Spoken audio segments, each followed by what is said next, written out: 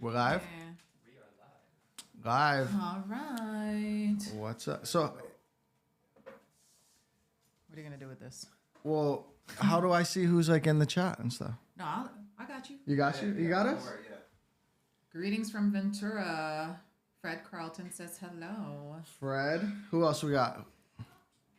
Tell us where you guys are from. Tell us where you guys are watching from today. Let us Yeah, know so in if the you're comments. if you're out there, please go into the comment section, say hello, press like, send it to somebody, do all that stuff. But let us know. let us know where you're at. Shout out some people where they're from. See what you got there. Let's see. So far we got San Antonio in the house. Seattle. Robert. Hi, Robert. Where's my camera? Which one am I Right there, looking right at? there. This one. Oh, she's that one. Okay.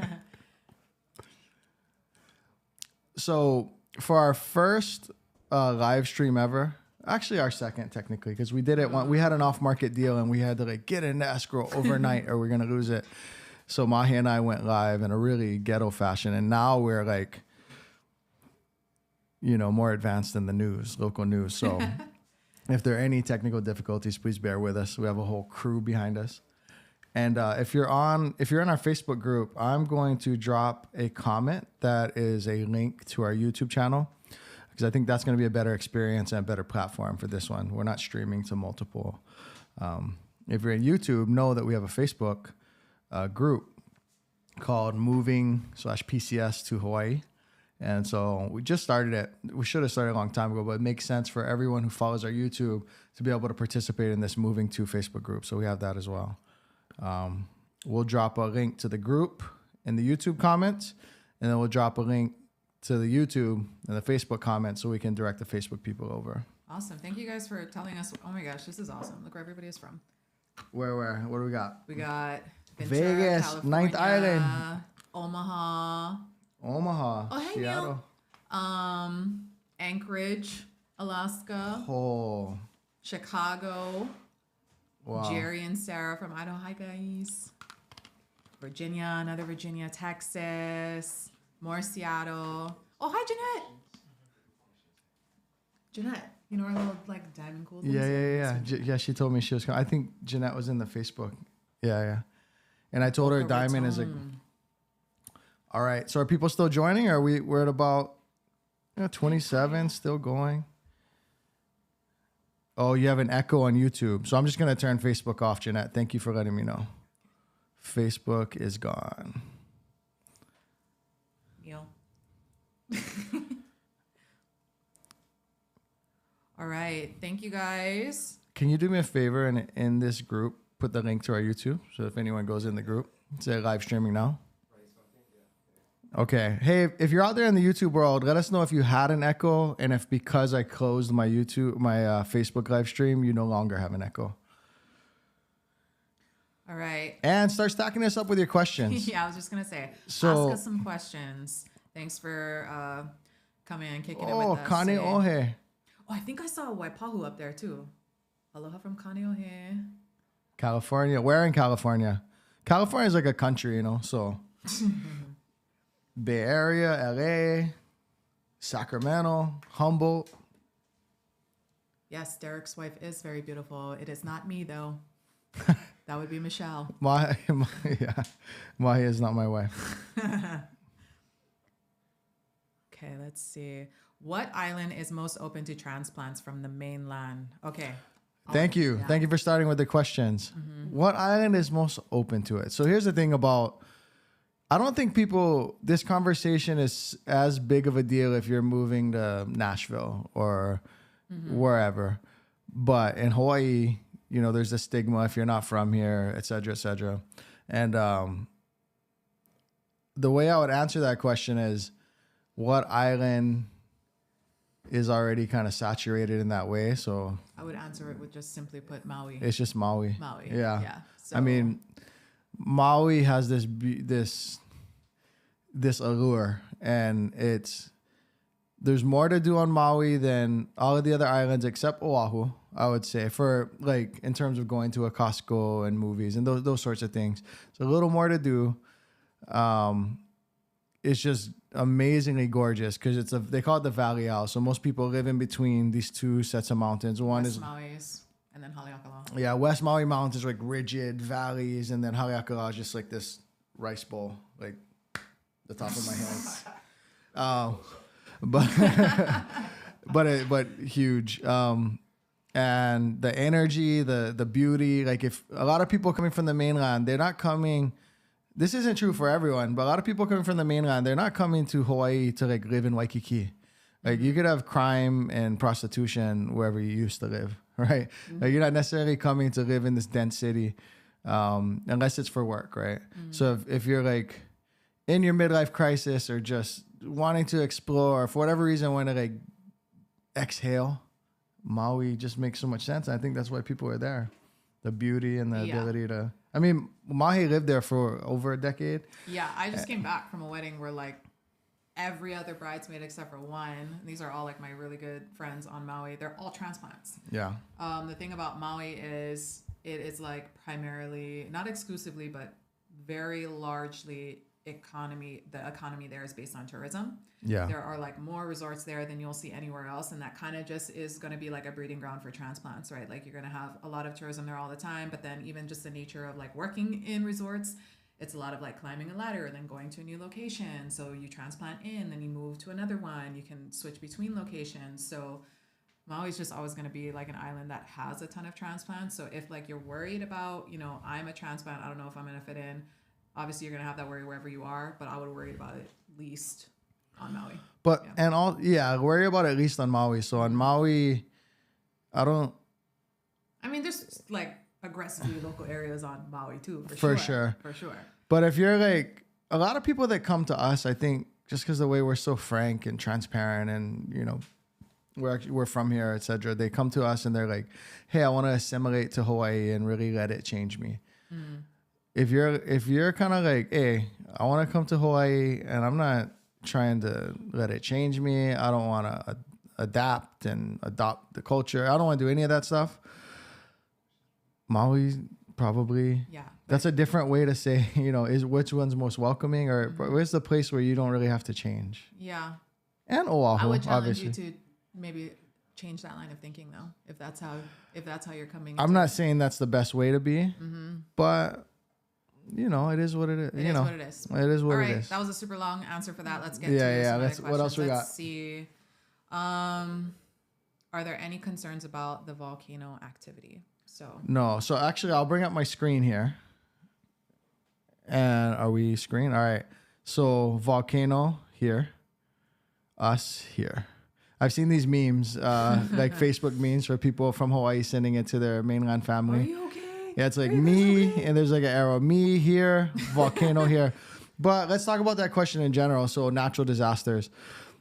If you live in the south, southeast, Puerto Rico, whatever, like you're gonna have hurricanes, right? It's just a way of life. Guam, Hafaday, if you're from Guam, you're gonna deal with that. If you're in California, you're always worried about the earthquakes, and the big one that's overdue with the San Andreas fault, all that stuff.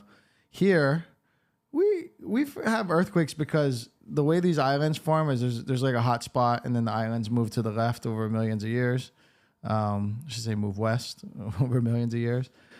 So we have volcanoes, and we could potentially have hurricanes. But Iniki hit Kauai.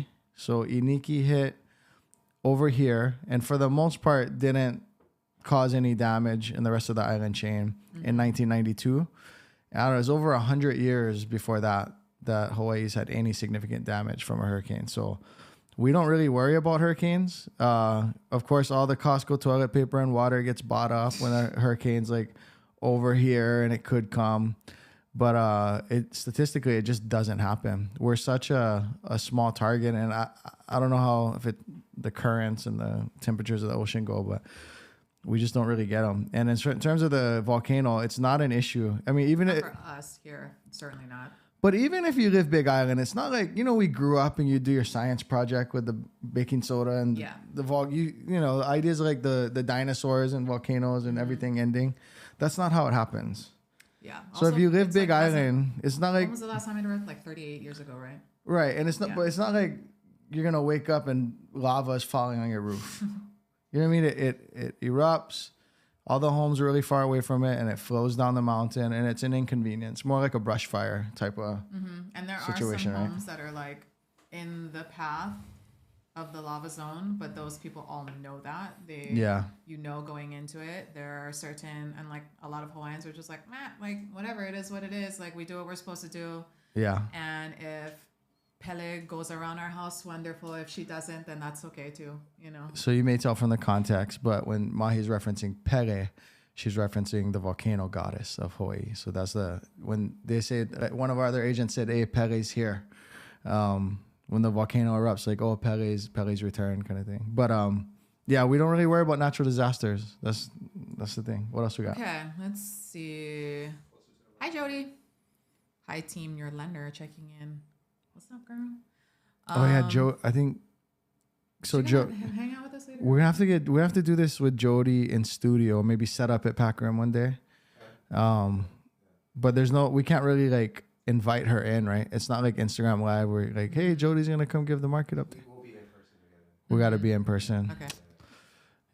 Unfortunately. So Jody from Pacific Rim Mortgage, she's our primary lender, and in the future, maybe we'll set up at her office, or we'll invite her here, you know, whatever. But in the future, we'll also be able to talk a little more specifically about interest rates and all that sort of stuff. But Jody could just text us right now, and we could get the info out. Yeah. All right, let's see. What other questions we have? Can we go over what towns currently allow short-term rentals at this time? Sure, I got you. Let's do it. So here's the thing. Camera. All right. So here's the thing. Bill 41, which some people may have heard of. Bill 41 is a bill that was passed that made the 30-day minimum, which had always been a thing in Hawaii, but before Airbnb and VRBO made it like a real problem, it never got any attention. So a few years back, everyone was Airbnb-ing, you know, to use that as a verb, and people were making a bunch of money. Resorts are losing money. I think that's a big part of it. Resorts were losing money, so Hilton and Marriott aren't too happy about that. And then in communities, you'd have issues, right? Like irresponsible vacationers and homeowners. And so they passed Bill 41. Long story short, Bill 41 said 90 days is the minimum rental period for the entire island, except those areas zoned resort or residential/resort. So what would be zoned as resort? So like Waikiki, so on the ocean where the Hilton and the Marriott and all of that sort of stuff, like where a hotel is, it's literally zoned a commercial resort zoning, or they wouldn't be able to do a hotel. For the most part, most of the island is zoned residential. Yeah. There are a few places that are zoned residential/resort. And so what mainly comes to mind is in Waikiki. Now, do not make financial decisions or investment decisions based on this. This is not advice. This is just general conversation, because there's a specific map that gets a little nuanced about what's zoned what. But in Waikiki, from about here and then stay on Kuhio and go up all the way, like around this area, it's zoned resort. So you might own in a building that's like next, you know, really close to the Hilton or a Marriott or something like that. And you could do one night stays. You do 365 individual rentals in a year if the building allows it, because the building's HOA It's going to supersede, huh? supersedes the Bill 41 or the county, city and county of Honolulu. So you have to make sure that the building allows what you're trying to do. If you go out to Ko'olina, some people may have heard of Ko'olina. You see on my maps here, Disney Aulani Resort and Spa is nice and lit up. This is like we have two areas that are resort towns that are detached. Ko'olina is one of them on the southwest side of the island. So as you come into this gate here, you have Disney, the Four Seasons, Marriott. There's one building here, Ko'olina Beach Villas Resort, Oahu at Ko'olina. We just call it Beach Villas. Beach Villas is zoned resort. It's like the real resort zoning right on the lagoon. Amazing facility, amazing building. But the association has said 6-night minimum, so 7-day stay minimum. Do some people skate around that? Of course. But what the rule is, Ko'olina Beach Village Association says 1 week at a time. In the rest of Ko'olina, so when you first go into Ko'olina, and some people out there might be familiar, there's a community right on the right as you go through a gate. And then, so that's called Kailani. Then there's Coconut Plantation next to the ABC store. And then there's Ko'olina Kai Golf Estates. These 3, 1, 2, 3, those are zoned residential resort, and you can do 30-day minimums. I happen to own one in Ko'olina Kai Golf Estates. There's a big sign when you go in, 30-day minimum stay, et cetera, et cetera. There's another community in the back of Ko'olina, Hillside. The zoning kind of goes through the middle of it. So half of it's zoned one way, half zoned the other way. And I'm not going to get too into that. But what happened was civilians, a bunch of, Hawaii aristocrats that own, say, oceanfront property, et cetera, that used to do vacation rentals and now are under heavy scrutiny and enforcement. They got together I wonder if it's Airbnb, VRBO supported, but they got together and sued the state or sued the city and county. And now it's on the mayor's desk. So we don't know if in the future, if it's going to be ratified in 90 days and they said, no, we're sticking to it. It'll probably go to the state Supreme Court, or if it's going to stay at 30 days and get repealed. We don't know. One other resort area up here is Turtle Bay. So Turtle Bay is another resort/resort residential area. Not as many options in Turtle Bay. Really, people are usually looking at Waikiki and Ko'olina. Sometimes Turtle Bay, but there's not as many listings, not as much inventory. Turtle Bay is also way out there, so it's a whole different thing. If you want to know a lot more nuance about this, hit us up directly. There's also here that you can do short-term renting. They had some loophole where they got looped into a grandfather like condotel rule, but just one building on the east side as well. Okay. Let's see. What is the biggest pitfall we've found or experienced with mainlanders moving and buying here on Oahu, especially first-timers to the islands?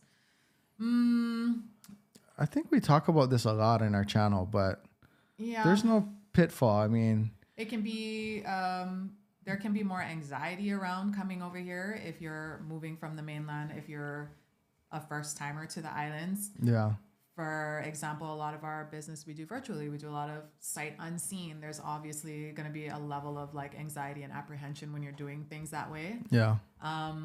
Not everybody has the means, the time to just fly over here for, an exploratory couple of weeks to drive through the neighborhood. So I think that is like a hurdle that, actually surprisingly, I mean, for somebody where a few years ago, you wouldn't even buy clothes online without being able to try it on. Right. Yeah. But we live in a different time now, and it's so many people buy sight unseen, and actually a good amount of people, they start with probably not. I mean, we're open to do some virtual tours, and the way that we do them, we say this so often, but I guess the audience doesn't hear this. So we make sure to be negative when we're doing virtual tours. So we're like, hey, these cabinets, they don't look as nice in person as they look in the pictures. Let me show you. It's an old cabinet that's repainted. These handles make it look really new. Or I just did a virtual. It smells fun. Oh, man, Aiden was like, ew, I put in the video that it smells. You could smell cats in there. Maybe or it's something. you could smell sewage. Sewage, yeah. Okay. But if it, we don't have to get fully into this on this. If you guys want to know more about that whole process, virtually buying. I think what they're getting into too, though, is the climate of the island, which, again, just simply put, this isn't a place. I always give this example. Hawaii's halfway to the east geographically, and we are also somewhere around 50% eastern culturally. We are a part of the West in terms of being a part of the United States, and we're in a free, capitalistic free economy. We got GE tax and some of the worst taxes in the country, but don't get me started. We didn't. We culturally we're different. It's different. So it's not I wouldn't go to New York. Actually, I did this as a young man. I went to the mainland, expected everyone to start throwing shakas and driving the way I drive, and it just built up a resentment. you can't come here and expect everyone to start acting like a New Yorker or acting like a Southerner or acting like a Midwesterner. We have like a super specific We have our own culture here, and it's like it's very hard to explain if you're not from here because it's such like a huge melting pot here of different things. And I think that can be very difficult for some people to first come to because it's like, on the one hand, Hawaii is like the most friendly place you'll ever get to. But we've talked about this in the, I forget. But it's like super friendly unless you like fight. Yeah, unless it's like super friendly, but there is also a level of like we've talked about this before. Like, well, I forget what video it was, but there's a level of like history here where there's a kind of a tough shell that we kind of like protect. So the locals, the culture here can be like super like chill and like laid back and slower paced. However, like sometimes to outsiders, we want to know, we're kind of like sussing you out before we kind of open up and like it's way more encoded. So like I remember taking a sociology class and they talked about like the Puritan Shaker, all these people that came to the East Coast, they're like very direct, like it's your turn to pay for dinner. I paid last time, whatever. Whereas here we say like, nah, I'll pay. No, you pay. No, it's like encoded and you have to kind of learn the dance and also it's like, I'm being respectful to you because that's what we do. You get it, right? Or do you want to fight? Like, are you going to reciprocate the respect? Because that's what, or are you, it's just a different thing. So anyways, what else we got? Just some quick ones. Quick ones. Let's see. So I saw somebody. Oh yeah. Are there road shortcuts from Kailua into Manoa Valley over or through the mountains? No. I mean the pali. It's not a shortcut, but here I'll bring it up on the map really quick. No, there's no like back from like Kailua. There's not like a secret into Manoa. Road. Yeah, it's not like a secret road. But look, the pali is. I mean, you're talking. You still gotta go this way and then go that way. Like, yeah, but you're talking 10 minutes. Like if you go from Maunawili to Manoa, it's like maybe 12 minutes. Like if there's no traffic. Yeah. Okay. Yeah, it's a fast one. Next. What price range of homes are the quickest to get on and off the market on Oahu? For buyers buying off quickest? What price range of homes are the quickest to get on and off the market on Oahu? Well, I mean, like a very... I don't exactly... Not a super deep answer to that, but obviously like the higher the price point, the less buyer pool it's going to have. So things that are priced very high move slower than things that are in the median or below range. It depends on neighborhoods, right? So things really change here. Like right after that 1.5, 1.7, there's a big drop off. When you start to get to 2 million, there's a big difference. And that's neighborhood dependent too. Like, but like, for example, I was saying Kailua, like up when the market was insane, up to 1.5, 1.6 million, it was crazy. You'd be like, how all these people have 1.6 million or 1.7 million, right? But at like 1.9, it dropped. The competition dropped off very steeply. Yeah. So, and then a little bit, that average is a little bit less in like Eva and stuff. So, single family homes, 800,000-900,000 because of the people right on the threshold of, I don't want a townhouse. I want to get a house or 850. Like that's a really competitive market, and those go fast if marketed well, and especially if no HOA. Because if you're gonna have a $800,000-900,000 home with the $500 HOA, and you're not an HOA type of person, you might be kind of upset about that. Yeah. Caesar. What he said. Is wholesaling big on what's wholesaling? Is wholesaling big on that? Wholesaling. I know. So I flipped and I didn't buy from wholesalers. It is a thing. I don't know. I mean, my answer to that is in any market, anywhere, you can wholesale. In any market, anywhere, you can do real estate. The competition is stiff here, like anywhere, because you got a lot of people cold calling and have their mailing systems and their bandit signs and all that. It's competitive here, just like anywhere. Yeah. Yeah. And also he asked, is the Hispanic culture big or growing or even any at all? Is it what? The Hispanic culture. It's not big big or here. Growing. It's not big here. I would say it's pretty actually underrepresented, like considering, I mean, it just really is. If you hear someone speaking Spanish, you're like, oh. Like, hey. But we did, like back in the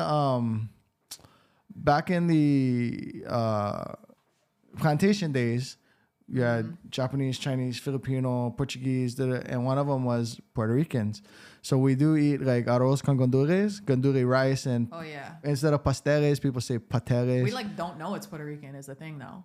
We like some people don't. They're like, yeah. I was like local food. I'm like, that's not local. Because I knew Puerto Ricans too, right? I remember. I think in the Waianae video, I was like, oh, I have pastele, and she's like, patele? Like, where are you from? I was like, there's yeah.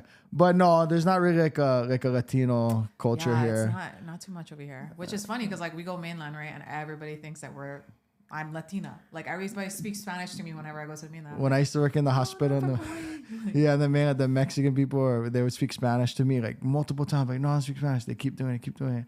And then when I would say, do you know Hawaii? They'd be like, oh. Then they would speak English. They'd be like, we thought you were being stuck up. Like, no hablo. No hablo. Neil Brum asks, where on Oahu and what kind of property would you recommend for someone looking for a part-time residence? Part-time residence. It depends what you mean by part-time. Neil, put in the comments if you're still there. Like Neil, he's local. He's looking to move back with his mom too. So. Oh, you already connected with Neil? Yeah, I know Neil. Oh, sorry. For part-time, I mean, depends. So a lot of people go condos, for part-time residences because when they come, they want to be able to, eat all this stuff. And a lot of the places people want to eat are in town, etc. And then a condo is you have your HOA is your partner in the condo because they're making sure that, the building's taken care of, the grass is cut. I mean, say what you want about HOAs. If you're not going to be occupying your house all the time, it's kind of cool to have a business partner who's like making sure stuff's in order. Responsible for the roof, the outside, like responsible for more than you are. Mm-hmm. So I guess it depends on what kind of living. I mean, Ko'olina is a great option but then some people will be like, I do not want to be around what Ko'olina is and what it embodies. So it really depends. In general, I would say like a condo in town or choose one of the resorts like Turtle Bay or Ko'olina generally. Yeah. Guy Nichols. Any smoke from volcano eruption on Oahu? No, not really. We haven't really had fog. We generally have a trade wind which blows in the opposite direction of where the volcano is. So if we get Kona winds, it maybe like Maui will catch some fog more so, but where we are, we don't get it very often and not really enough for it to like affect us as far as like on Maui, it'll be like, oh, like, dang, like you can feel it, in your chest. Yeah. The fog. Here, not so much. You get really nice sunsets whenever it's foggy. Like those Los Angeles pollution sunsets. That dirty air sunset. But yeah, no, doesn't really, especially not on Oahu anyway. You know a thing about local people sometimes too? They just throw out, Kona winds, huh? I'm like, you sure? Oh yeah. That's anytime anything's weird, like anytime I'm feeling a little bit congested. Weird, it must be Kona winds. Sick this week must be Kona winds. Yeah. Like, everybody acting funny kind. Bro, I saw like 3 accidents on the freeway. It must be Kona winds. That's like Mercury in retrograde for Mokes is Kona winds. That's what that is. Okay, what's next? Do you recommend sight unseen? That's gonna depend on you. We're certainly comfortable with it. Our team does it all the time. It's not something that's new to us. However, we're always gonna follow your lead. If you're not comfortable, then maybe it makes more sense for you to come visit. Maybe it makes more sense for you to get at least like one visit in so you can drive around the neighborhoods. However, we do it a lot. And that's one of the many good things about working with us is we're all local. Everybody on our team is local. So if, you've got questions about a neighborhood, at least one of us is going to know about it. So we live there, our auntie lives there. Yeah. So here's the other thing: when people are buying in a certain area and they're buying virtual, we'll oftentimes connect them with one of our past clients. We'll be like, hey, this family bought in that area, and you can ask them about their experience and how honest, Because here's the thing: if I'm in your guys' shoes, I always look at everyone's incentive. Real estate agents' incentive, the way we make money, is making sales. However, I will literally remove someone from our team if they make a sale the wrong way. And so we make sure to find negative things to be really nuanced. I'm working with Lauren with a client right now. I told you, so this client called me and was like, hey, I was working with a different agent, but we terminated that relationship. We were writing offers and when he started telling me where, I was like, What? Did you go there when you? He's like, well, we drove by on the main road. I was like, okay, I gotta navigate the steering rules, but you sure? And anyway, so I literally talked us out of writing an offer. I was like, I want you to be, I navigated in a way. I want you to be entirely sure. Like, I don't know where you're from. Where like I don't know you like that, but I don't know if that's the right neighborhood for you. We're gonna be recording this and publishing it, so I'm gonna leave it at that. Okay. We keep it real, and we look out for your best interest. I'll say, and we'll connect you to people. I mean, multiple people who we've done it with before, and they can tell you about their experience. Jeanette was asking, are you usually able to get HOA docs early in the consideration process for decision making on condos or townhomes? So condo docs get ordered in the escrow, so we don't have them prior to. Sometimes the standard in Hawaii, if they have them, cool. So like if you've done business in California, a lot of times you have to have it as your listing. But the way I don't know if underwriting's different in those states or if they reorder certain documents like the RO 105. Yeah, you need it up to date.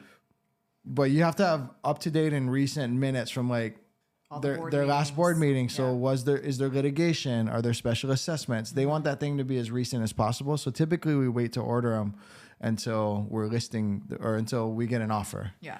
But to answer the question though, it's in the consideration process. Yeah, for sure. So the way our contracts are written, we have timelines and contingencies in there where we get it pretty early within like 7 to 10 days. And then you have a period of time once those are delivered to us to go over all the documents to make sure that it's what you want. And then, if not, then you've got a period of time where you can rescind your offer if you're not agreeable to it. You certainly have enough time, and we protect you. Also, I'm not an attorney, right? But there are third-party services you can have read those docs for you. Yeah. It's generally the juice isn't worth the squeeze most times, but also it's like an insurance policy. Like what's $400 to have someone read those documents for you. It's like a $300 to $400, and that's what they do. They review condo docs, and that's the thing. Like I forgot to mention, but it is important to note, it's not part of our scope of expertise to go over and read these with you and to decipher and help you understand what it is. Like we can point you to them and make sure they're delivered to you so that you have the time to review them yourselves. But we're not lawyers, so we can definitely talk about them, but we have to walk a line. There's if I act as an attorney, that like I'm not. I don't have my. I haven't passed the bar. Things are very clear. Like, oh, this has like a huge assessment. That's pretty. Like, I don't need to be a lawyer to be like, man, that sucks. Like, or there's no dogs or whatever, and you have 2 dogs or whatever. Like, certain things are easy for us to make comment on, but there are things that are just like it's outside of our scope. So we gotta be. And you have a partner in this too, because underwriting is reading those docs. So the lender, the underwriter, they're looking for litigation. Not only litigation against the HOA, but litigation outgoing. So if they're suing people, kind of like if I talk bad about someone, it says something about my character. If I sue someone, then it's like, well, what's that all about? Why are we suing? Is your roof bad? Is that why you're suing the roofing company? So underwriting's looking at the docs too, and then usually people are focused on like, can I have more than 3 pets? Things like that. But so, Neil, can I paint my house? Financing, all the financials and the financial health of the building, the HOA, the budget, stuff like that. That's in the condo docs too. So for sure. Yeah. What else we got? Thank you guys. We got 70 people in here. We want to blow it up to be like 500 in the future. But this is awesome. But more we're than we like, please expected. let it just not be us two. Like, yeah. Not just me and I've started things like this, and at the beginning had 5 people, so it's awesome. What else we got? Okay. Is the Hawaii market softening?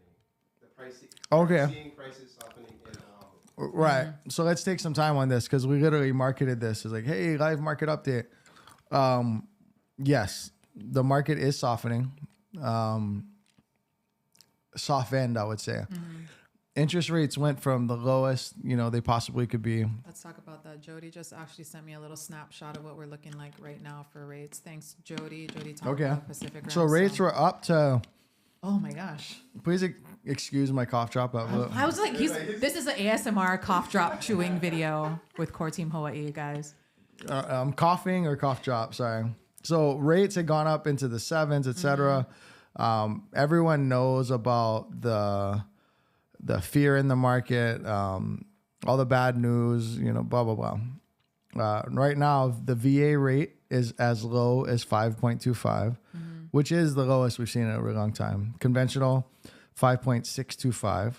And the 5-year ARM. Wow. So 5-year ARM is low as 4.625. I actually purchased recently using an ARM. I know everyone who knows about 2008 is adjustable rate mortgage, bad. Talk to me. There's exits. So you could refinance to a product that's like a HELOC and a loan all in one later. Hopefully rates will be lower at some point. So you just refinance in the regular conventional way if you want to. There are advanced strategies where you use a line of credit instead of a loan. So I used an ARM and I'm totally okay with that decision. I think we went with the 7-year ARM, and the gap between it was going to be 6.5 versus 4.5 on this investment property. It made a ton of sense for me. At some point, the ARM rate and the 30-year conventional rate wasn't that different. So that tactic wasn't even there. A lot of things people have been talking about too is a 2-1 buy down. So, and this speaks to the market. Okay. So a year ago, you couldn't write, you could, but there's no sense in writing an offer saying, hey seller, I want you to help me with my closing cost. You're going to buy down 3 points. So 2 points for the first year, 1 point for the second year. A lot of times, sometimes today, maybe not today, but a few months ago, you'll see people asking for 4 points total. So 1 point for closing costs, 2 points for the first year's buy down, and 1 point for the second year's buy down. So if the rate was 6%, it would effectively be 4% for the first year, 5% for the second year, and then 6% thereon. It was like an adjustable rate mortgage that had a predetermined schedule on a 3-year term, and the seller was paying for the ARM for you. That speaks to the market. That speaks to the amount of inventory. I just looked at a stat before we came on. We have the highest inventory that we've had since during COVID, during 2020 COVID time in the spring when no homes were moving. Before that, it got that high earlier in 2019. Really, we have some of the highest inventory we've seen in years, to put it simply, which means when homes list, they aren't selling as quick.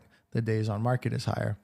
I had recently checked list to sale price. So list to sale price in certain neighborhoods during the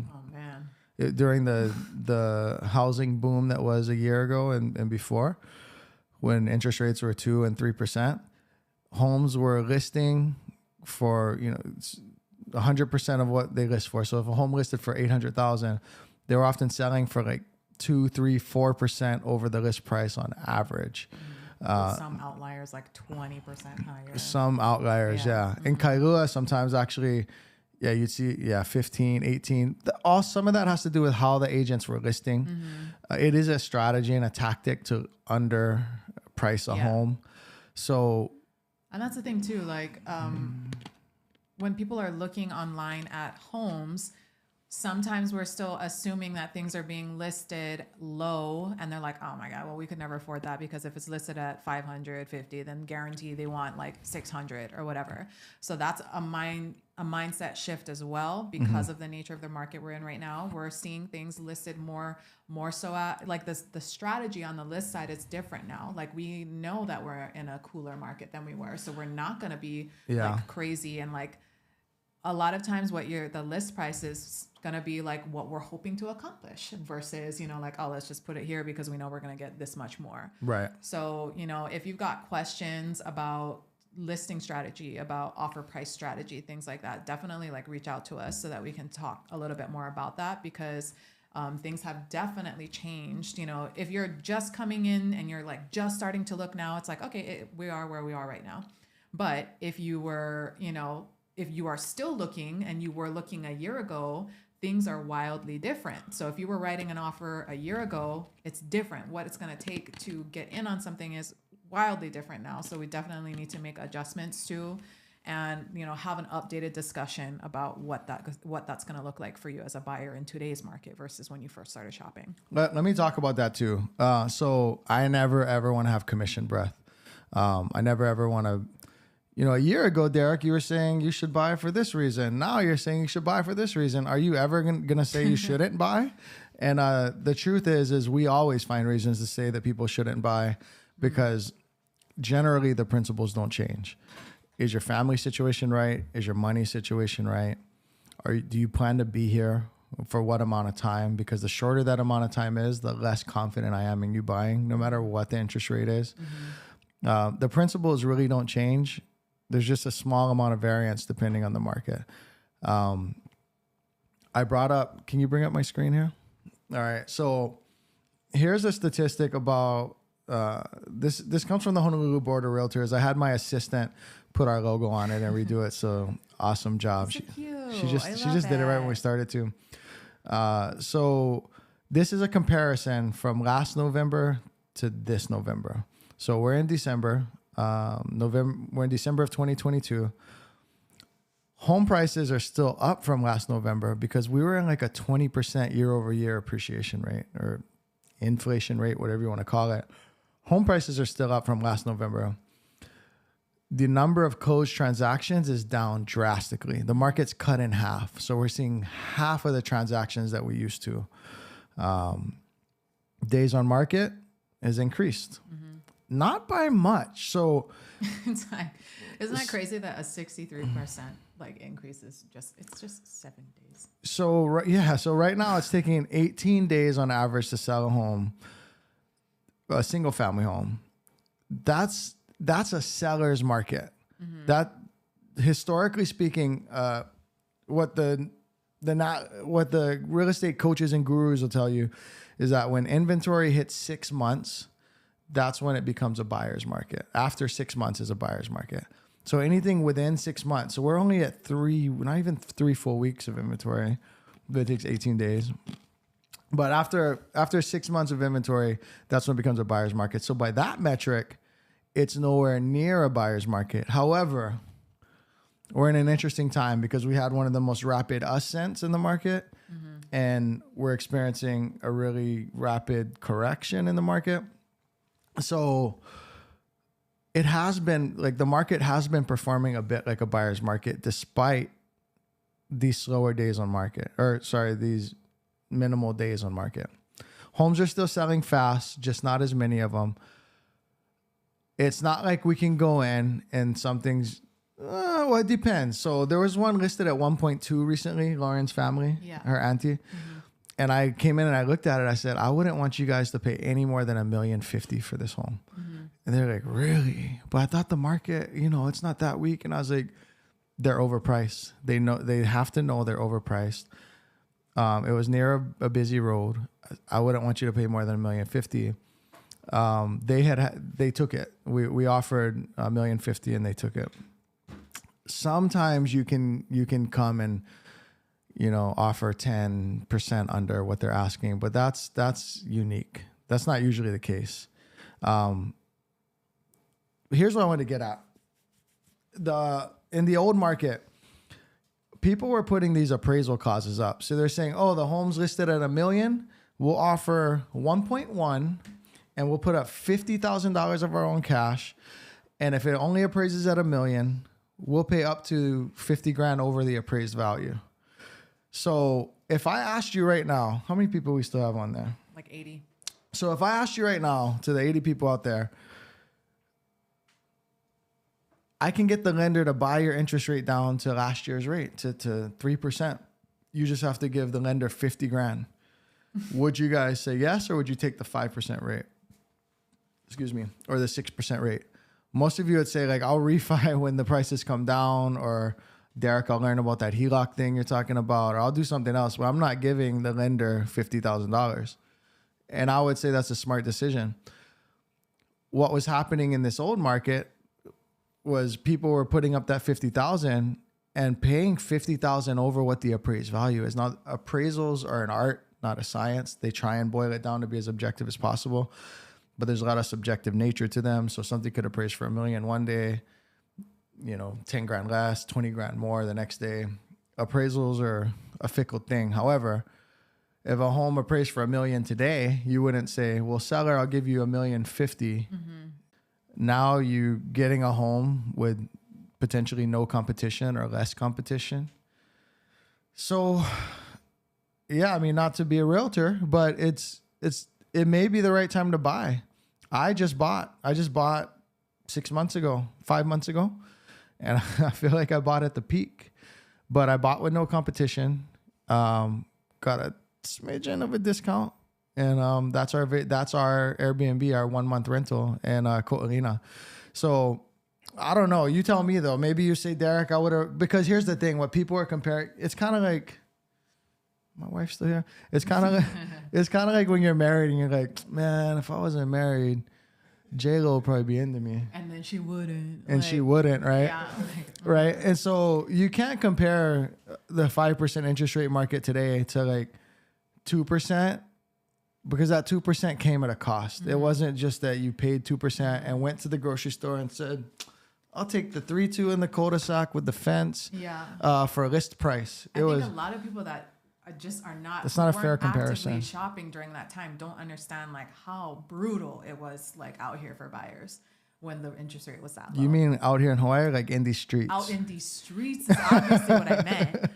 But I mean, like Derek said, we were, it was like if you were like a VA buyer and you had like no zero down and no cash to bridge whatever the ridiculous gap was between the appraised value and what the offer prices took to get accepted. I mean, forget it. We had conversations with some people and said, look, the likelihood of you getting a home is so low. Mm-hmm. I'm going to be respectful and honest to you. I can refer you to someone newer who doesn't have any clients, or our cold callers, our mailing, our door knockers, like our networking. If we find something that we can get you off market, I will spoon feed it to you if we can. Yeah. But you have zero, like almost no chance. I think I said unicorn property, like all the time. Like, it would take like a unicorn property to get accepted. But that person now could get something. Like that person now can buy, VA buyer. So here's the thing. A year ago, 18 months ago, I remember people saying, oh, VA buyers with zero down and no cash, I just don't work with them. Not. Like I just don't work with them. We would still try, but we'd be very compassionate and honest depending on the independent on where they're looking to. Like if they're looking in this neighborhood, maybe. Mm-hmm. Looking in that neighborhood, absolutely not. So there's no chance. Now those buyers can get something and not have to not have to offer 8% over, 10% over, as well as not have to burn cash on the way in. Yeah. So for all of that reason, I don't think it's necessarily a bad time to buy. I think if your family situation's right, if your money's right, if you're planning to be here for a long time, and with your money, your employment, if your employment's stable, I'm still buying real estate because I know that I know my truth. Maybe not for you.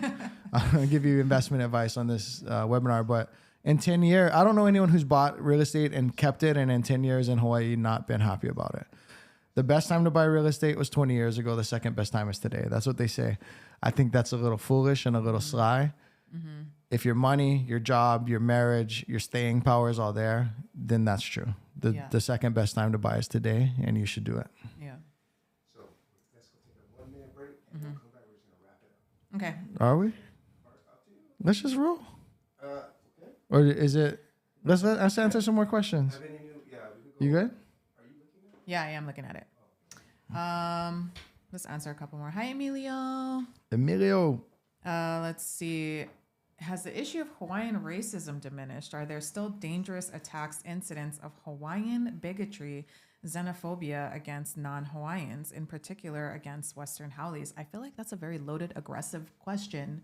And I have not personally I got it.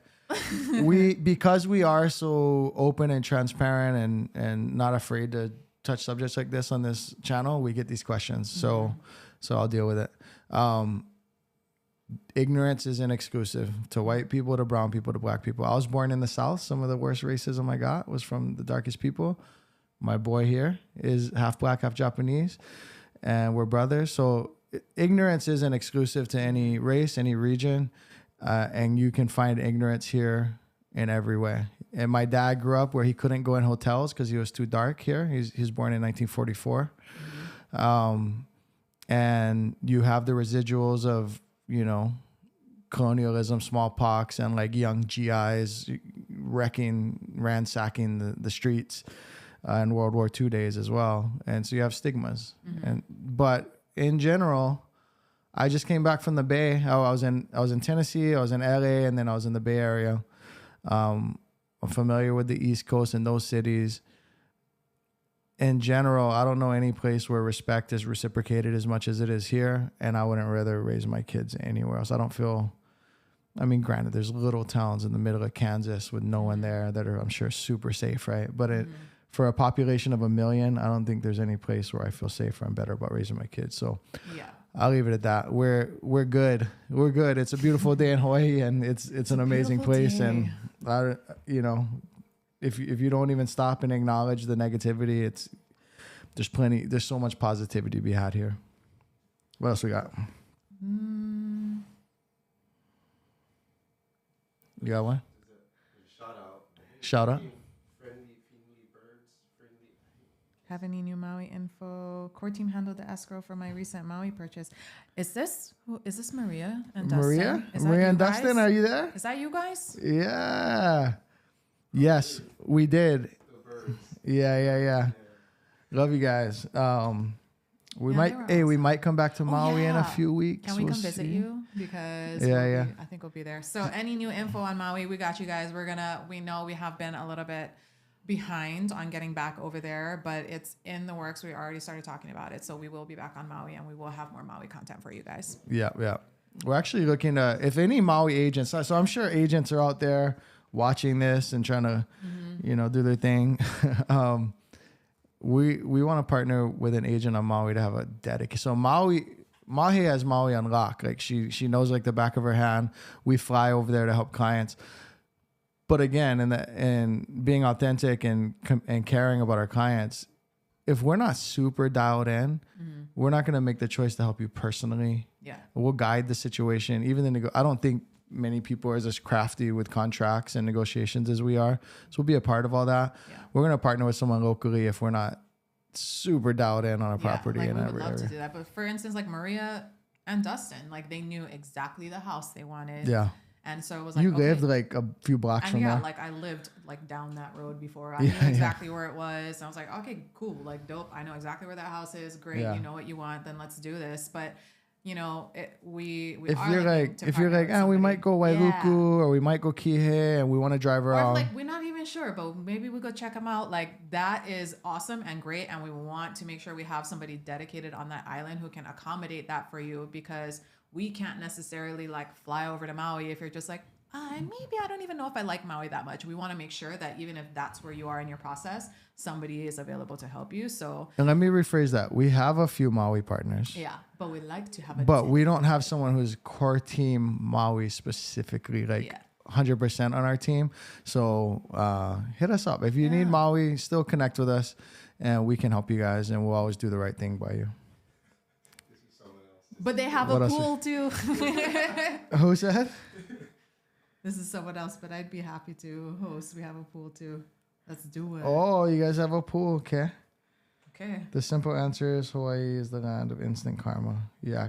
You get what you give, right? Hawaii is too small to like get away with doing anything wild without with the expectation of you just nobody's gonna see that, Yeah. I think not just Eastern culture, which we have a lot of here, a lot of Asian influence and just a different baseline level of respect here.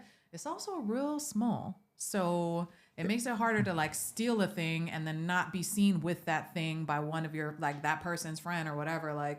I'll leave my board on my car or something and be like, oh, you're just going to leave that there? I'm like, yeah, it's a 20-year-old IPA board. If somebody else were to have that board, people would be like, oh my God, that's Mahi's board. Yeah. So I want to address a couple of things. I'm going to address your question about the VA home loans, but first, where else can you do vacation rentals? So for a pure investor, I may look at Kona, I may look at Maui. So we stuck to Oahu and, went on for a while, but the rules are different on these different islands. And so I may look at Maui for a vacation rental. But if you just want to cash flow, it depends on your goals. Whole separate webinar. We aren't the best cash flowing state in general. You can just go to Scottsdale, Arizona and probably cash flow better off the bat. Some tertiary markets like Hot Springs, Arkansas or something like that. And just buy better cash flow. But if you want to own in Hawaii and cash flow and experience the long-term appreciation, I may go Maui or Kona, but also Maui has so many vacation rentals and that's so much of the market. You're vulnerable there. Whereas on Oahu, there's very limited vacation rentals. So you're not as exposed to a market correction. So, that is what it is. And then home loan. So I'm a veteran. I bought this house with a VA loan. I don't mean to speak poorly of VA loans. What I mean is typically in a balanced market, a VA loan is zero down and we're waiting for the appraisal. So if we offer $1 million, a square number, and there's no money down, it really depends on what the appraisal comes in at, which we may not find out for 3 weeks. Mm-hmm. And then at that point, if it appraised at 975, there's this new negotiation that happens. Now, if I'm on your side, we're going for their throats. We're doing the best we can and being, to work towards your goals. But if I'm a seller and I'm looking at a VA offer where the appraiser may be more strict, they may be a little like I'm missing some flooring or my paint's a little peeling on a VA loan, that could kill the deal. Like you can't have that flaking paint. Mm-hmm. On the conventional loan, maybe not as much of an issue. The appraiser may not be as strict on that. Also, if they're putting $400,000 down on the $1 million, that means that if it appraises at 975, first of all, maybe they waive the appraisal and we don't have one, but if it with 400 down, but if it appraises short, that person has the cash to make up the difference. So it's a more attractive loan for the seller. Yeah. That's all we meant. And so in the old market, leave VA out of it because they're USDA loans, etc. If someone was, or even FHA with little money down, if someone was coming with a little to no money down situation and had no extra money, there was almost no chance of them winning a bidding war with 30 other offers in Eva Beach. Mm-hmm. We're just using it to explain the market. So VA loans are actually amazing. You can push your debt to income ratios higher. I bought this home with a VA loan. I have thoughts of refining it to conventional using my VA again. VA is amazing, and I could do a whole webinar about it. It's just more of like appealing to sellers. They're not always the most appealing loans for sellers if they have 29 other options. Yeah. We got any more questions or? Hey, we got 100 people. 100 people. We'll put more questions in. Yeah, how come you guys not asking questions then? Island in Tonga, and I'll own an island in Tonga and Fiji. Okay. Let's see. DLG. There was something I appreciate your question. Yeah, thanks for asking. And thanks for giving us the opportunity to clear that up. We I appreciate it, because if you were like, hey, are they hating on VA loans? Maybe someone else was thinking that too. Hello from NYC. What's up? What up, B? That's what they say in New York, right? What up, B? Don't do the New York accent, please. Yeah, somebody had asked, they're gonna be on Maui, and I forget what month they said. Yeah, so just call us, contact us, and then we can help refer you. Let us know kind of like what you're looking for, little bit about your family, and then that'll give us a better idea. Oh, that's my alarm. I'm late to pick up my kids, but that's okay. Aiden's gonna do it. Oh yeah, our other team members gonna. But yeah, connect with us so that we can learn a little bit more about you. That way we can figure out who the best person or the best partner would be to refer you to if you're looking for a referral on Maui. Definitely. Yeah, let us know. We got you for sure. Yeah. So we got 100 people. I know you guys have more questions, or we're gonna wrap it up. We did talk about the market a bit. So there are less homes being sold. There are less buyers in the market. So there's just less action in general. It's not as crazy as it was, which means it may be better to buy now at 5% interest rate than it was at 3%. Maybe. Now, would I rather buy at 3%? Of course. Am I being persuasive? I'm not intending to. I'm just being objective.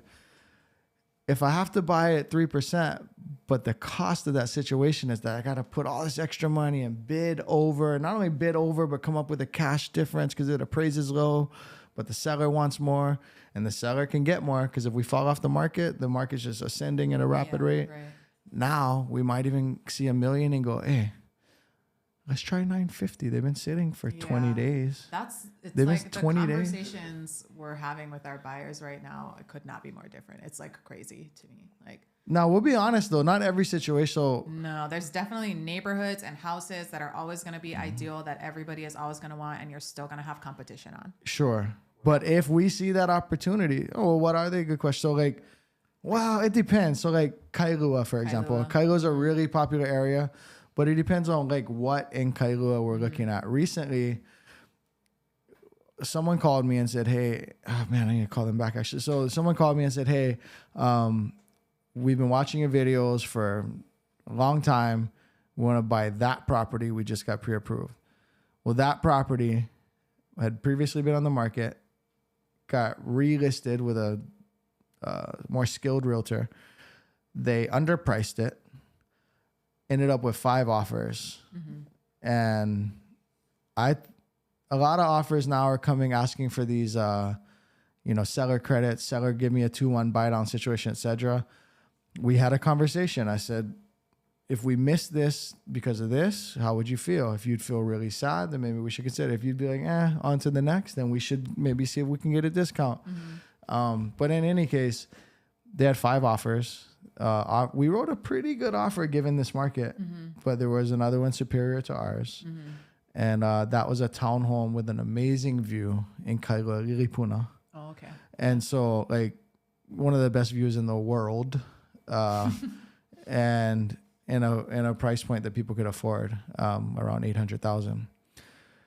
If you're in a place like Eva Beach where there's a lot of inventory, home needs work, home sitting for several days, for several weeks, in my opinion, there's probably no point in offering full asking price right now. Yeah. And isn't it so cute that a home's sitting 100 days and then you call up the agent, hey, so I was just wanted to chat about, write you an offer. Oh, yeah, we have 2 coming in. Yeah. Oh, really? After 100 days. We're expecting, like, everybody's expecting offers. Like, why, you and your husband been trying? Are we expecting? Like, yeah. Congrats. Yeah, like, okay. So anyways, we kind of see through that stuff for you guys. Yeah. And if point is the market is slower. And we may be able to get you a better situation now at 5% than we could before at 3%. Yeah. And you can always refi and do creative mortgage strategies. It's so situational and dependent on area, house, days on market, everything. So just connect with us because it's going to take actually a market analysis into a specific property for us. So, yeah. Be able to really kind of recommend or give you advice on stuff. But for example, like, hey, can we go to my screen? So I've referenced this in our videos. We've done 2 or 3 videos in this neighborhood. But for example, you might be like, oh, we're looking at Eva Beach. And in Eva Beach, let me drop my guy here or my person.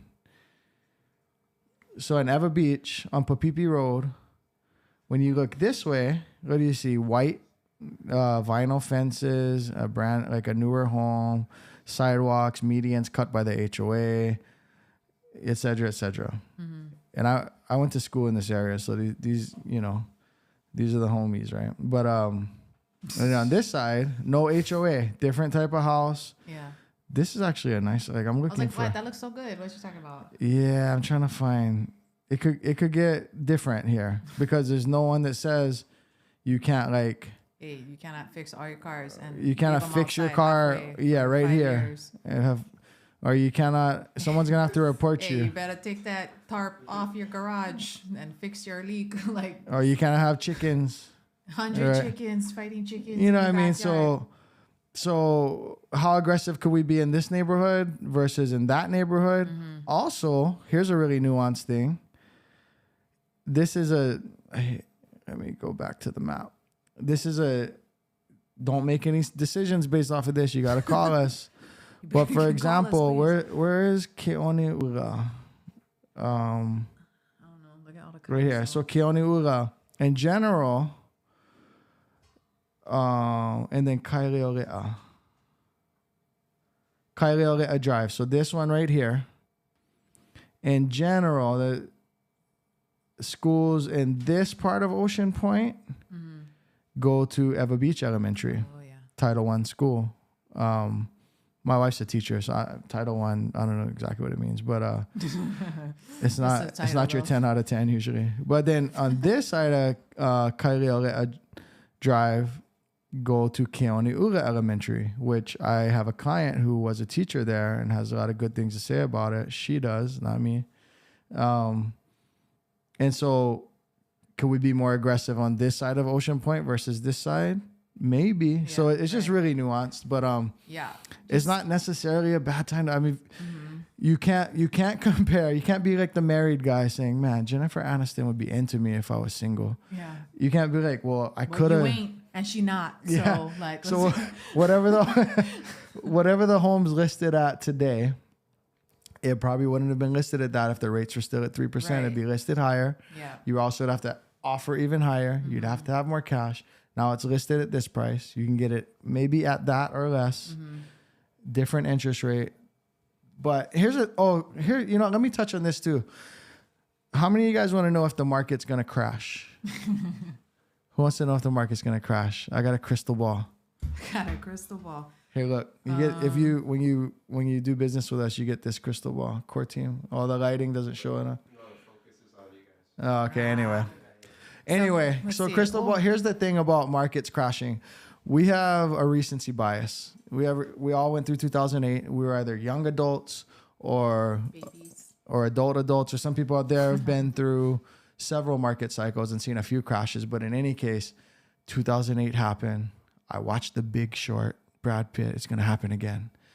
But the thing is, in 2008, you had a lot of people buying their first, maybe even additional second or third home on stated income, junk loans. These adjustable rate mortgages where, payments were going to come due, balloons were going to come due, and people were going to go from $2,000 a month to $3,500 a month, and they couldn't afford a $1,500 increase.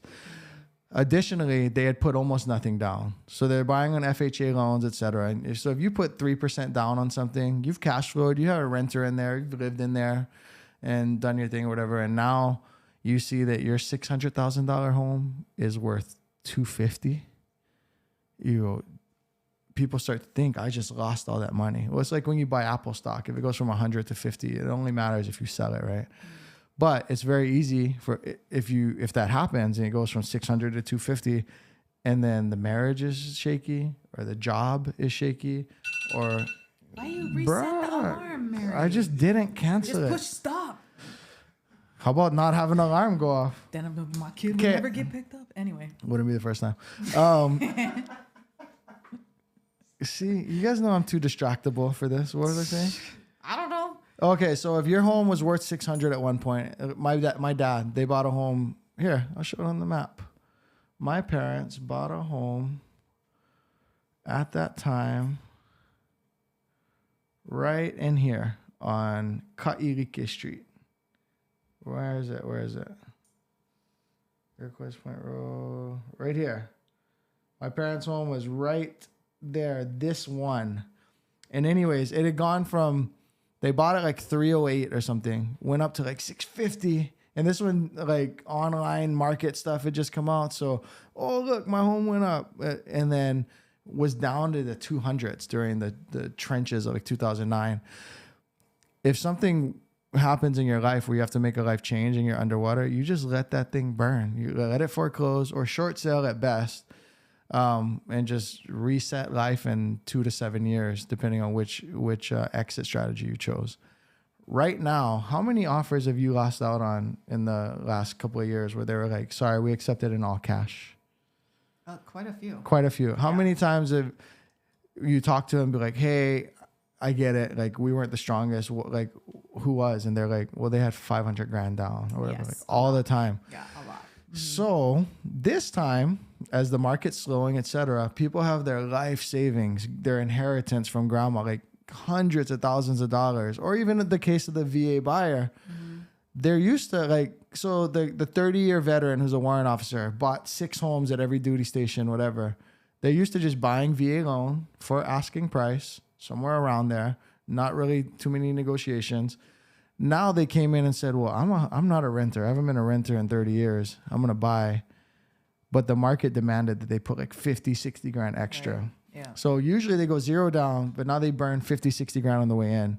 It's not so easy to just walk away from that situation.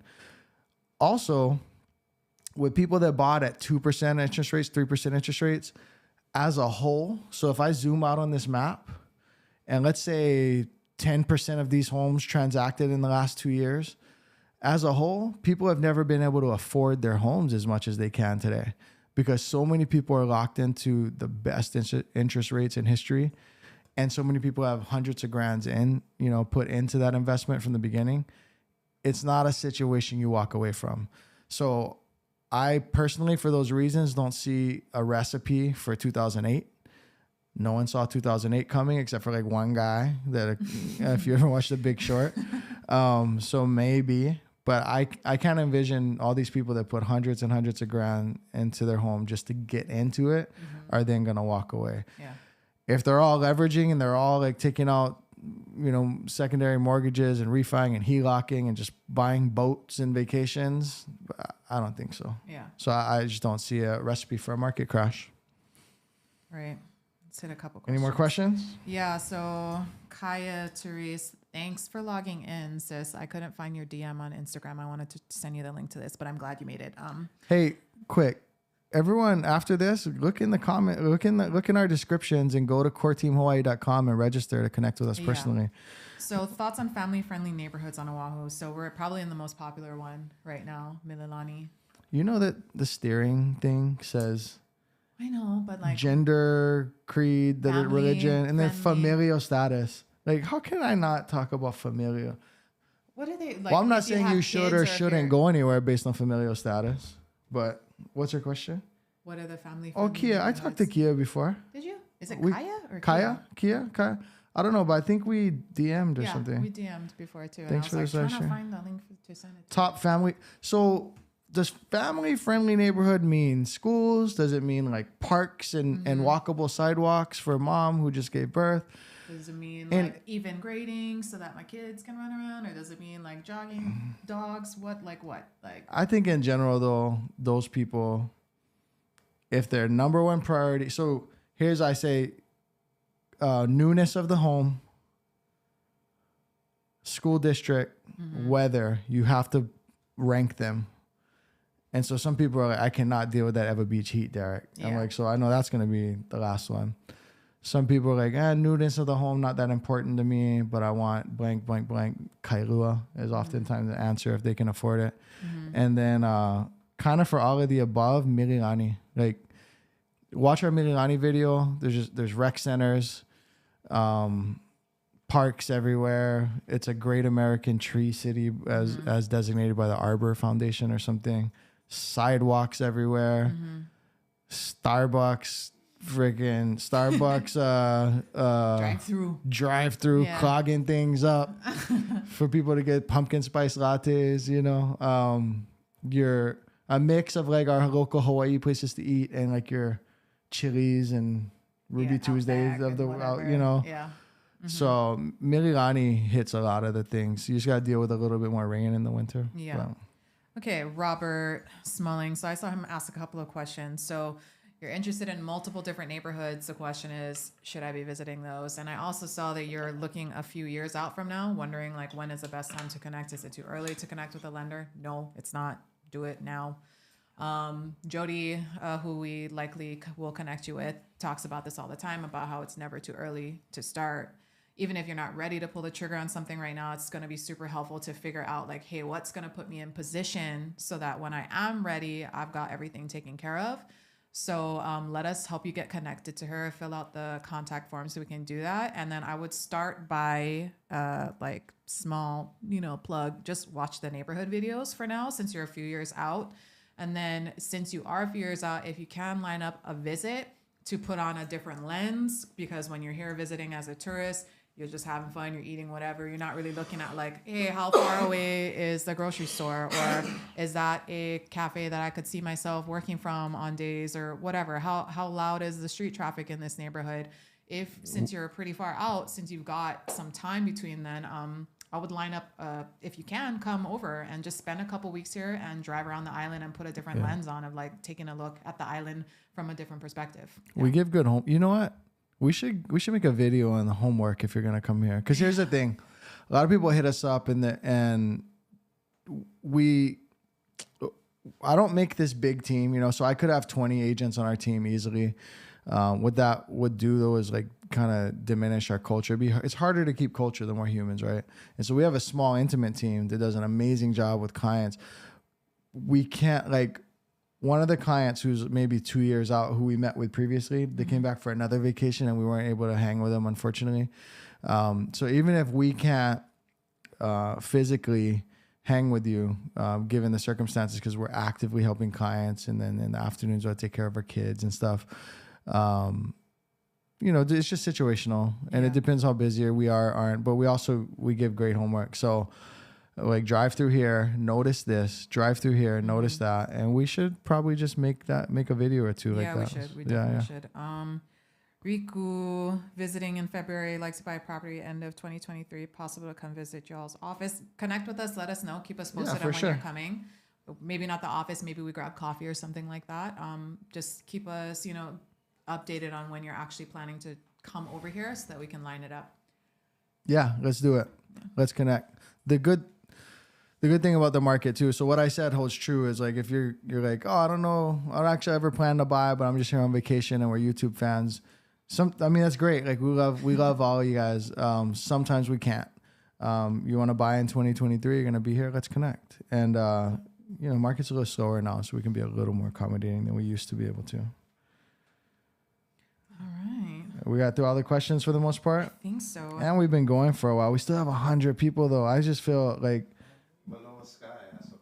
Manoa Sky. Is it possible to lower the shutter speed and stop down the aperture? It'll make movements muscle. Oh, okay, Manoa. I see you, Manoa.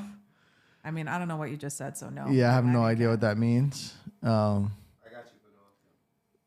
They said they got you. Production crew got you. Why does it look bad? What does that mean? Can you translate?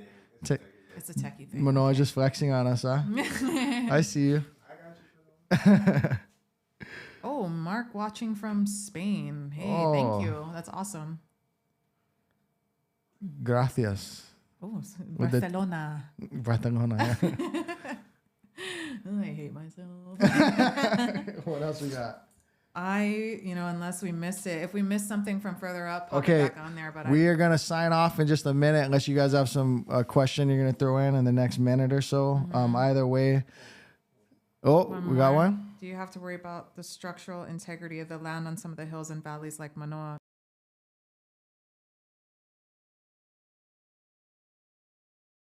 In Manoa. And we have an agent on our team. If you watch our Manoa video with Lauren, she's born and raised Manoa family. Like, we walked into the sandwich shop. Hey, Lauren was playing it cool too, Kenj. So she's like, let's eat at the sandwich shop. And I was thinking about the Korean spot. And she's like, either way. But we walk into this, we ended up landing on the sandwich spot. And they're like, Lauren, oh my God, how's your cousin? How's your auntie? Da-da-da. And I was like, you knew this. You knew these people. You knew this was going to be a flex. They're like, oh yeah, Uncle Pon, the client passed away. And oh yeah, we got to reconnect. So anyways, Lauren knows Manoa, like every grain of sand, dirt in Manoa. But Manoa on this side, in the back of Manoa. The Woodlawn side. Yeah, the Woodlawn side, there's constant, like you can look at, like, Google Manoa geotechnical survey, and like the land's just always slipping and eroding. You're not like on that hard volcanic rock that you are, say, on Diamond Head. Like, this is just solid hard rock, a lot of this stuff in like the Kaimuki Diamond Head area. But you go on Manoa, like the land's just always kind of eroding there. But then it's less of an issue like on this side of Manoa, on the Tantalus side. So yeah, the short answer is yes. And also even for oceanfront, that can kind of be a thing. Yeah. So it depends. Yeah, it depends.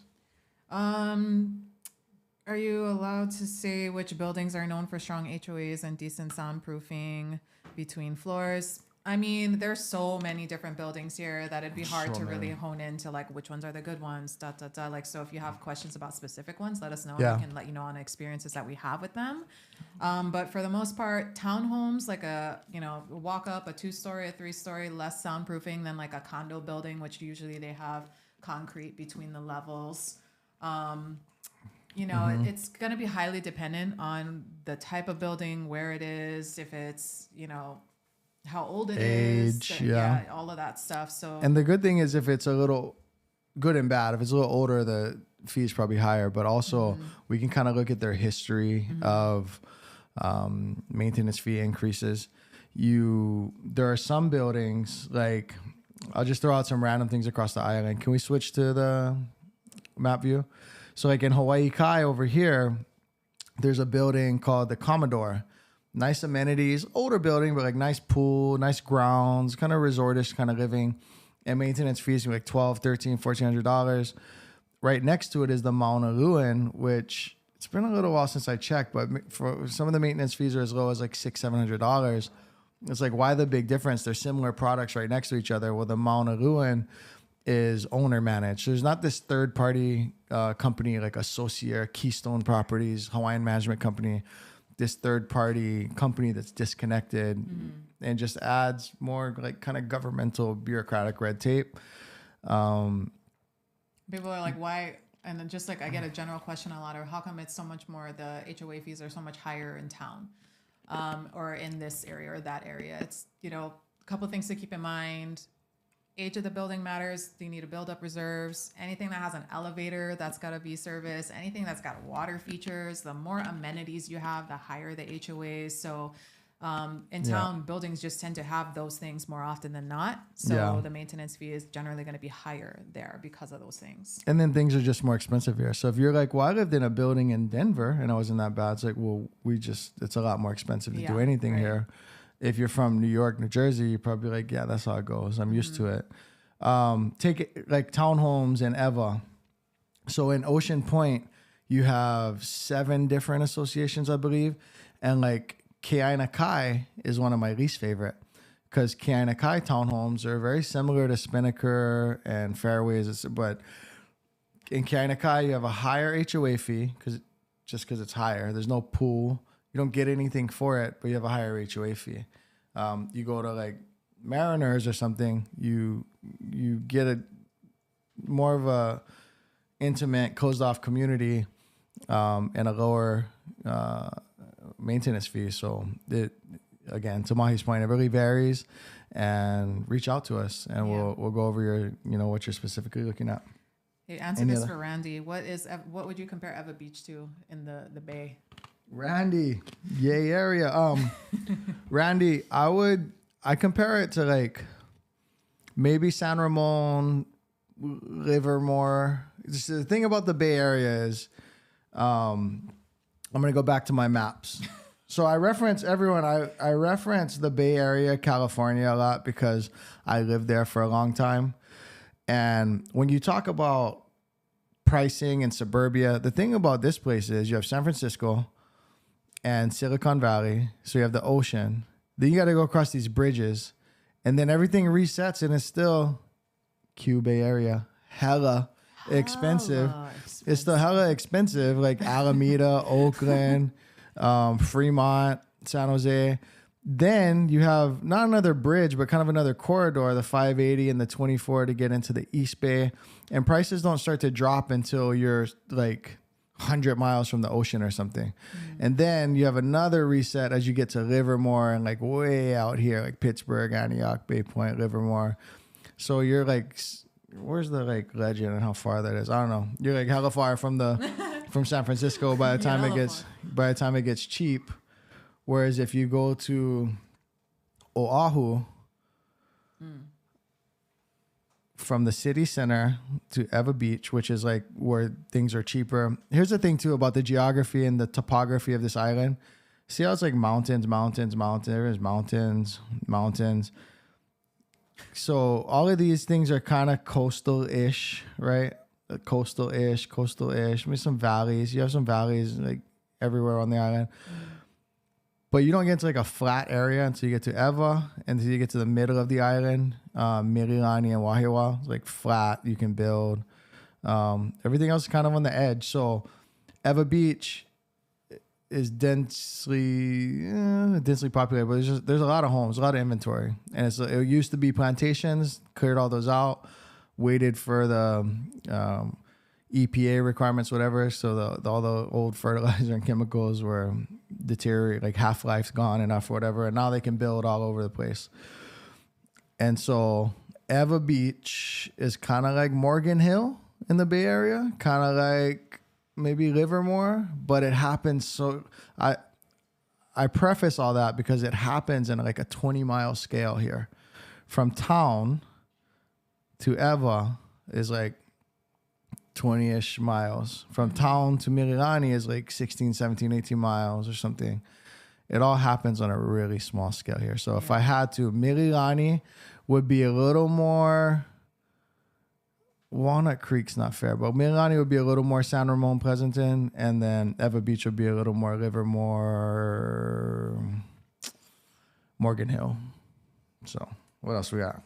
And then somebody I had seen earlier had asked about Ho'opili and Ewa, and if there's still stuff there. There's gonna be. It's kind of like the last. We have a frontier. listing in Ho'opili right now. Yeah, so we do. We actually have a 3-2 listed in Ho'opili. So if you're interested in a 3-2 condo, let us know. But it's an ongoing build, so just connect with us. We just had an off mark. Here's the thing too. We do so much business with Ho'opili that I can't. We can't put them on. It's like hit us up, Yeah, just hit us up, man. Like, But we had an opportunity that for a period of time we had the most access to. So we do a lot of business in Ho'opili. So we're in communication with their office regularly. So sometimes when things fall out of escrow, someone backs out, we might be the first to know. Yeah, just hit us up. Like if you're interested in Ho'opili, watch a Ho'opili video, pick up that phone. Like seriously, call us. So we're pretty keyed into that area. So let us know. Colorado. Traffic on M1, H1. Yeah, so Maria, traffic on H1 is a nightmare. You're right. Yeah. So Correct. Like those Bay Area references I put together, this is going from west to east to west to town is the worst traffic in all of Hawaii. Probably the worst traffic in the Pacific. I mean, right? Worst is traffic right? in Polynesia. Yeah, worst traffic in Polynesia. And that there's no hiding it. But New Yorkers, people like that will come here. Like it's not like crossing the bridge to Manhattan or whatever. But it's still, you come here and something changes. Like you're not okay with 10 degrees weather shift anymore. You're not okay with an hour in traffic because that's not how it's like the culture and the vibe. It does. It's not supposed to be like that. But what I will say is, people are just jaded and negative, and if people are always like, bruh, people don't know how to drive here. People don't know how to drive when it rains. People don't know how to use their blinker. I've lived a bunch of places. They say that everywhere. Yeah. I think we drive pretty good on average. Not me personally. we drive pretty good. Don't say we. Yeah, not you. That's true. But facts. But Kenji, we gotta start that series. Like U-turns with Mahe. Yeah, so I think Hawaii drivers are friendly and we're amazing. We're friendly. We don't use our blinkers. We're slow. That's not true. Don't even act. Let's be compared to where? Okay, like literally everywhere else. Like we don't. Our blinker game where is not strong here. Everywhere. We are not. No, humans don't tend to use blinkers all the time. It's not like you go to. This ain't Japan. You know what I'm saying? Like.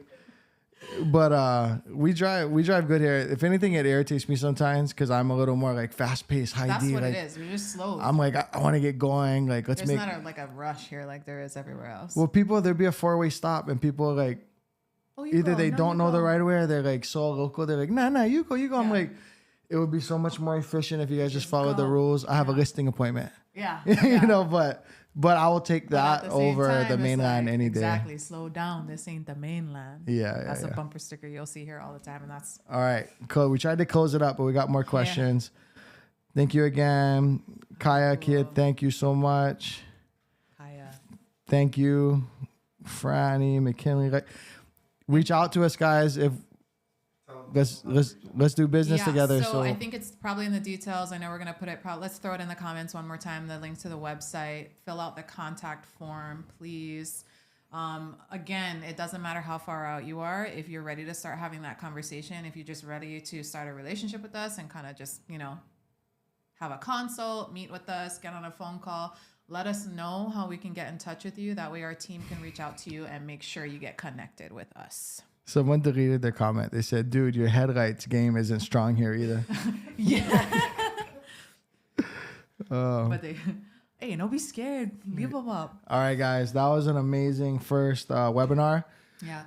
Here's another thing, too. If you guys have real estate questions anywhere, just we can give referrals. And what I do, so a buddy of mine in the Bay Area, he was like, I'm trying to accomplish a certain real estate goal. I'm trying to get a different house. But, man, because of the way our money is, whatever. And I was like, you need a killer.